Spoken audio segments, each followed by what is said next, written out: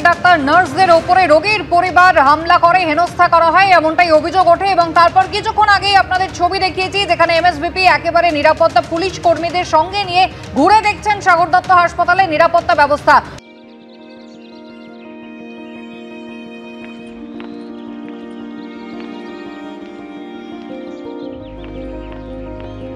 শুক্রবারের ঘটনার পর থেকে জুনিয়র ডাক্তাররা আজ পর্যন্ত কর্মবিরতির ডাক দিয়েছেন আর তারই মধ্যে এবার একাধিক গুরুত্বপূর্ণ সিদ্ধান্ত নেওয়া হলো।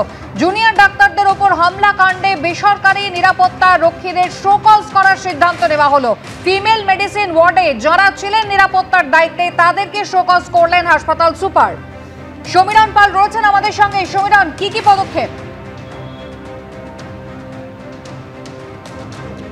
দেখো কুসুমিতা, যে পদক্ষেপ নেওয়া হয়েছে যে গত শুক্রবার দিনকে ফিমেল মেডিসিন ওয়ার্ডে যেভাবে রোগীর আত্মীয়রা তাণ্ডব চালিয়েছে তাতে জুনিয়র চিকিৎসক পিজিটিরা আক্রান্ত হয়েছেন, শুধু তাই না নার্সরা পর্যন্ত আক্রান্ত হয়েছে, সেখানে মহিলা চিকিৎসক মহিলা পিজিটিরাও ছিলেন। আর সেই ঘটনার প্রতিবাদে জুনিয়র চিকিৎসকরা শুক্রবার থেকেই কর্মবিরতি শুরু করেছে আর তারপরেই হাসপাতালের নিরাপত্তায় জোর দিয়েছেন হাসপাতাল কর্তৃপক্ষ। আজকে হাসপাতালের সুপার তথা উপাধ্যক্ষ সুজয় মিস্ত্রি তিনি গোটা হাসপাতাল ঘুরে দেখেন। হাসপাতালের প্রবেশ পথ থেকে শুরু করে নার্সিং হোস্টেল এমনকি academic building, canteen, hostel, morgue বিভিন্ন জায়গায় ঘুরে দেখেন এবং সেক্ষেত্রে বহিরাগতরা কোন কোন জায়গা দিয়ে আসতে পারে, পুলিশ কোথায় কোথায় তাদের আটকাতে পারে, এই সমস্ত দিক খতিয়ে দেখা হয়। তার পাশাপাশি তিনি যেটা জানিয়েছেন যে বেসরকারি নিরাপত্তারক্ষী সংস্থার যে দায়িত্ব ছিল এই ফিমেল মেডিসিন ওয়ার্ডে তাদেরকে শোকজ করা হয়েছে এবং সেই সময় উপস্থিত যে সমস্ত নিরাপত্তারক্ষী ছিল তাদেরকেও শোকজ করা হয়েছে। ঠিক কতজনকে শোকজ করা হয়েছে সেটা নিশ্চিত করে তিনি বলতে পারেননি, কেন সেক্ষেত্রে যেটা বোঝা যাচ্ছে যে সিসিটিভি ফুটেজ দেখে কতজন নিরাপত্তারক্ষী সেই সময় দায়িত্ব ছিল তাদেরকে শোকজ করা হবে সেইভাবেই। কিন্তু জুনিয়র চিকিৎসকরা বারবার অভিযোগ করছিলেন যে কি করে ওয়ার্ডের মধ্যে রোগীর আত্মীয়রা তাণ্ডব চালালো, চিকিৎসকদের নিগ্রহ করলে তাদের নিরাপত্তা কোথায়, সেই নিরাপত্তার দাবিতেই তো তারা অবস্থান বিক্ষোভ করছেন এবং কর্মবিরতি শুরু করেছেন।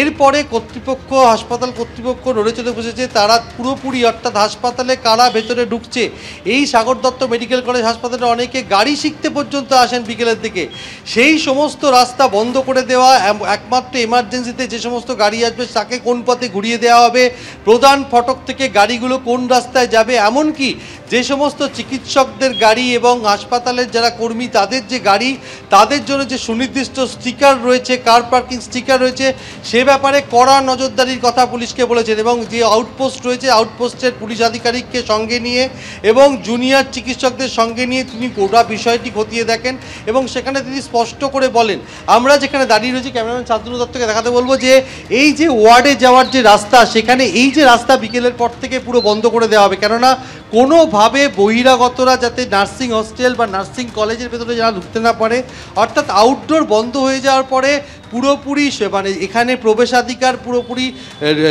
এ করা হবে, কারণ যেখানে প্রয়োজন নেই সেখানে পুরোপুরি পুলিশের ব্যারিকেড করা থাকবে। তার পাশাপাশি যে হাসপাতালের সীমানা কিছু কিছু জায়গায় অরক্ষিত আছে, সেখান থেকে যাতে বহিরাগতরা ভেতরে প্রবেশ করতে না পারে সেই দিকেও নজরদারি করা হবে। সমস্ত দিক দেখা হয়েছে এবং শুধু তাই না, একাডেমিক বিল্ডিং দিয়ে যাতে কেউ ভেতরে ওয়ার্ডে পৌঁছতে না পারে সেদিকে নজরদারি করা হবে এবং যারা ভেতরে ঢুকবেন তারা পরিচয়পত্র দেখিয়ে ভেতরে ঢুকবেন। সে ব্যাপারে পুলিশকেও যেমন বলা হয়েছে, বেসরকারি নিরাপত্তারক্ষীদেরও একেবারে সুনির্দিষ্ট করে বলে দেওয়া হয়েছে এবং ওপিডি থেকে যে সমস্ত রোগী এবং রোগীর আত্মীয়রা ওয়ার্ডে ঢোকার চেষ্টা করলে তাদেরকে বাধা দেওয়া হবে। অর্থাৎ যেটা প্রশ্ন উঠেছিল বারবার যে ওয়ার্ডের ভেতরে ঢুকে যে রোগীর আত্মীয়রা তাণ্ডব চালিয়েছে, সেই তাণ্ডবের ঘটনার পর যখন জুনিয়র চিকিৎসকরা তারা প্রতিবাদে কর্মবিরতি শুরু করেছে সেই কারণে নড়ে চড়ে বসেছে হাসপাতাল কর্তৃপক্ষ। এর আগে আমরা দেখেছিলাম যে 28 থেকে বেড়ে 44 জন পুলিশ কর্মী কামারহাটির আউটপোস্টে করা হয়েছে এখানে সাগর দত্ত মেডিকেল কলেজে। পরবর্তীকালে স্বাস্থ্য দপ্তরকে জানানো হচ্ছে যে আলাদা করে কোনো বিল্ডিং তৈরি করা যায় কিনা এই আউটপোস্টের জন্য। আপাতত নাইট শেল্টারের 2টি ফ্লোর নিয়ে এই আউটপোস্ট চলছে।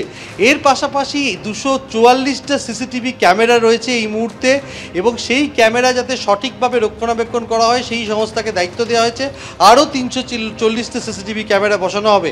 হাসপাতালের নিরাপত্তায় জোর দিতে চাইছে হাসপাতাল কর্তৃপক্ষ এবং তার জন্য এমএসভিপি সরাসরি তিনি আজকে পুরো এলাকা পরিদর্শন করেন। সমীরণ, ধন্যবাদ। বেলেঘাটা একটি পুজো কমিটি প্রতীকী শিরদাঁড়া দিয়ে তাদের পুজো মণ্ডপ সাজিয়েছিলেন, কিন্তু সেই প্রতীকী শিরদাঁড়ার জায়গা হয়েছে মণ্ডপের পিছনে আবর্জনা স্তূপে। হাওড়ায় সেই শিরদাঁড়াকেই প্রতিবাদে প্রতীক হিসেবে বেছে নিয়েছে সাঁতরাগাছির কল্পতরু স্পোর্টিং ক্লাব। 41 বছরের পুজোর থিম বাস্তবতা। মণ্ডপে ঢোকার মুখেই তৈরি করা হয়েছে 20 ফুট লম্বা প্রতীকী শিরদাঁড়া। মণ্ডপের গায়ে লেখা মা, আমি ডাক্তার হতে পারলাম না। একটি স্বপ্ন, সম্ভাবনার মৃত্যুকে তুলে ধরার পাশাপাশি প্রতিবাদের ভাষাকে ফুটিয়ে তোলা হয়েছে বলে শিল্পীর দাবি।